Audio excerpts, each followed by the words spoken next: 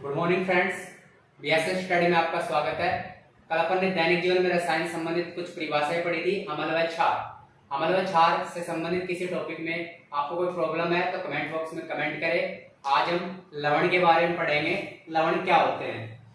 अम्ल व क्षार आपस में क्रिया करके लवण व जल का निर्माण करते हैं।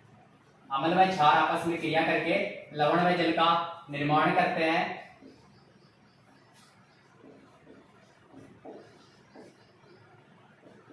अम्ल व क्षार आपस में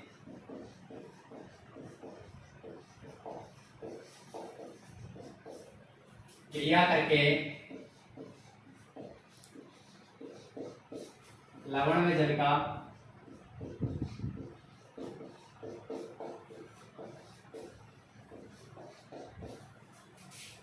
निर्माण करते हैं।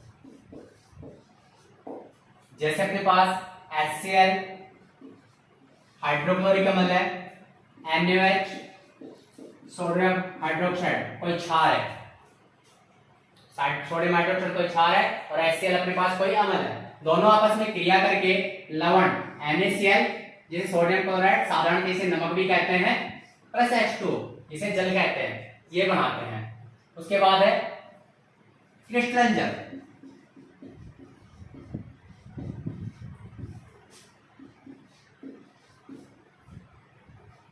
क्रिस्टलन जल स्टूडेंट्स, आप जानते हैं क्रिस्टलन जल क्या होता है? किसी भी पदार्थ के साथ जल की जो निश्चित मात्रा जुड़ी हुई होती है उसे हम क्रिस्टलन जल कहते हैं। जैसे Na2CO3 सोडियम बाइकार्बोनेट 10H2 यानी सोडियम बाइकार्बोनेट के साथ मेरे पास क्रिस्टलन जल के 10 अणु हैं। इसके बाद है, आपने फॉर्मूला पढ़ा हुआ है, सुना होगा, फिटकरी। फिटकरी का जो रासायनिक सूत्र होता है वो होता है K2SO4 Al2SO4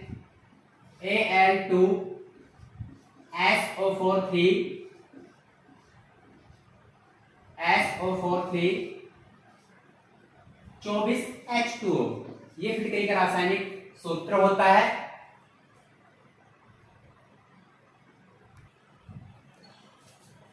अम्ल व क्षार से संबंधित अनेक वैज्ञानिकों ने अनेक परिसंकल्पनाएं दी, जिसमें आरेनियस ने दी, लुईस ने दी, ब्रास्टेड लोरी ने दी। हम सर्वप्रथम पढ़ेंगे आरेनियस परिसंकल्पना। आरेनियस ने सन 1887 में बताया कि अम्ल वे पदार्थ होते हैं जो जलीय विलयन में हाइड्रोजन आयन देते हैं तथा क्षार वे पदार्थ होते हैं जो जलीय विलयन में OH- आयन देते हैं।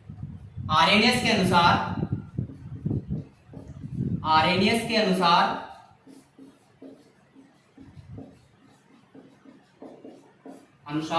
अम्ल वे पदार्थ होते हैं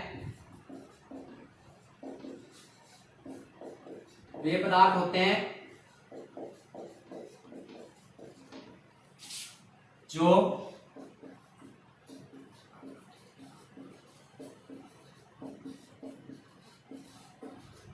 जलीय विलयन में H+ आयन देते हैं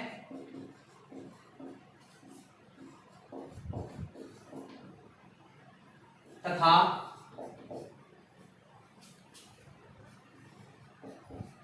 क्षार वे पदार्थ होते हैं जो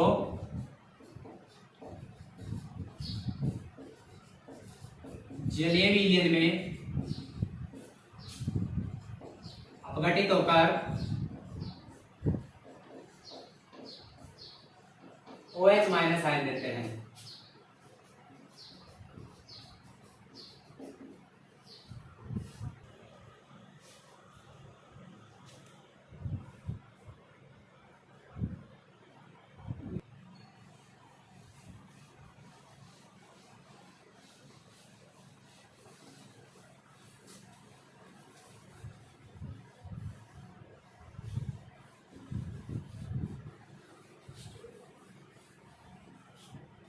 जैसे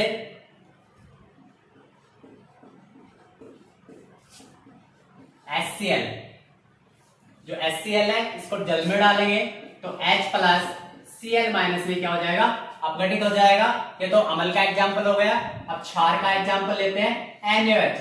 आप जानते हैं NaOH सोडियम हाइड्रोक्साइड होता है, जिसमें जलीय विलयन में डालेंगे तो Na+OH- में अपघटित हो जाएगा। इसके बाद हम जानते हैं कि अनेक प्रकार के प्रबल अम्ल, दुर्बल अम्ल, प्रबल क्षार, दुर्बल क्षार ये आते हैं। तो हम सर्वप्रथम पढ़ेंगे प्रबल अम्ल क्या होता है।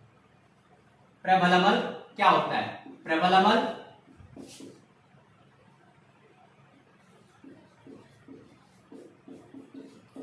वे अम्ल जो जलीय विलयन में अपघटित होकर, जो जलीय विलयन में, वे अम्ल जो जलीय विलयन में पूर्णतः आयनित हो जाते हैं, वे अम्ल जो जलीय विलयन में पूर्णतः आयनित हो जाते हैं,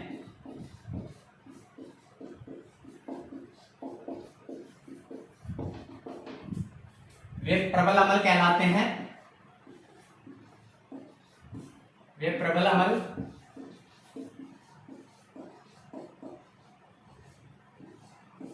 अम्ल कहलाते हैं। जैसे HCl हाइड्रोक्लोरिक अम्ल, H2SO4 तनुसल्फ्यूरिक अम्ल, HNO3 नाइट्रिक अम्ल, ये कुछ प्रमुख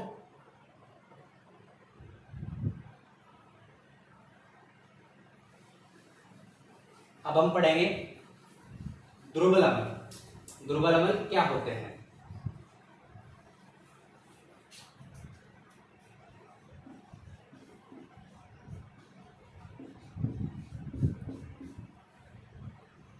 वे अम्ल जो जलीय विलयन में पूर्णतः आयनित नहीं होते, वे दुर्बल अम्ल कहलाते हैं।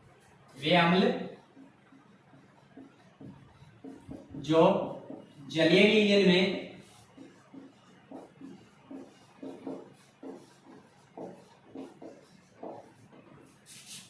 विलयन में पूर्णतः आयनित नहीं होते,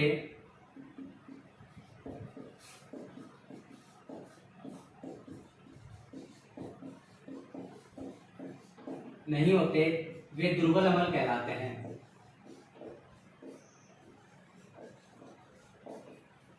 वे दुर्बल अम्ल कहलाते हैं। जैसे अपने पास एसिटिक अम्ल CH3COOH, कार्बनिक अम्ल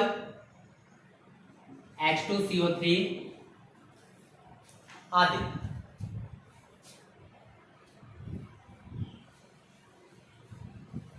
अब हम पढ़ेंगे प्रबल क्षार, दुर्बल क्षार। प्रबल क्षार क्या होते हैं? दुर्बल क्षार क्या होते हैं?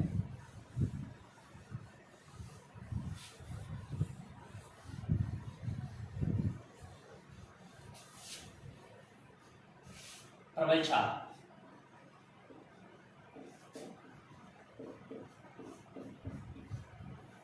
वे क्षार जो जलीय विलयन में OH- आयन देते हैं, वे प्रबल क्षार कहलाते हैं।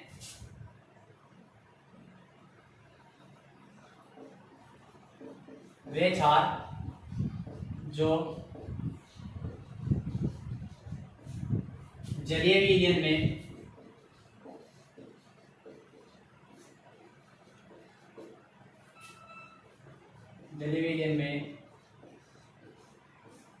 आयनित होकर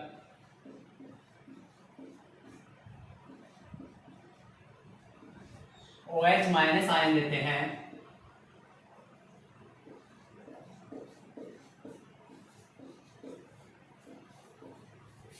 वे प्रबल क्षार कहलाते हैं। जैसे अपने पास कुछ प्रमुख प्रबल क्षार होते हैं जो हैं KOH, potassium hydroxide,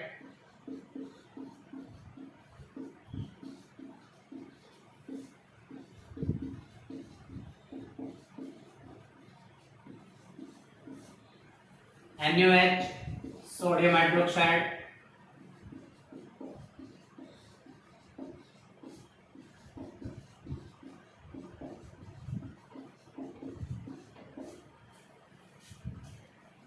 AlOH3, aluminium hydroxide,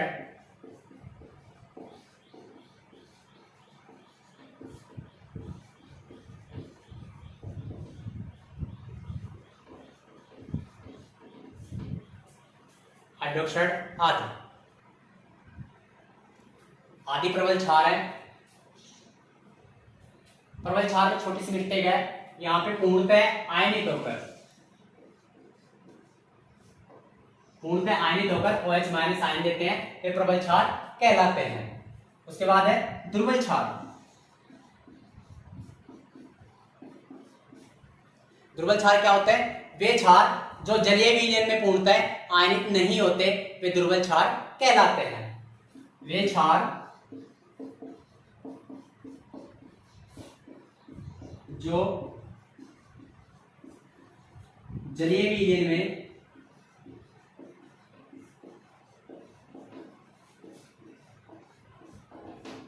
पूर्णतः आयनित नहीं होते,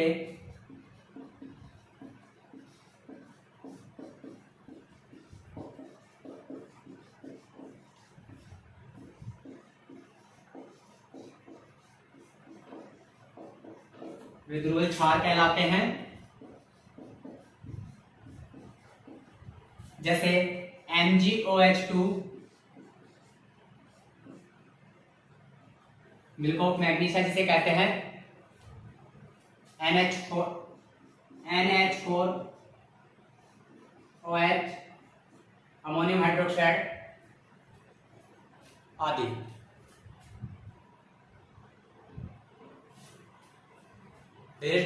हमारा वीडियो आपको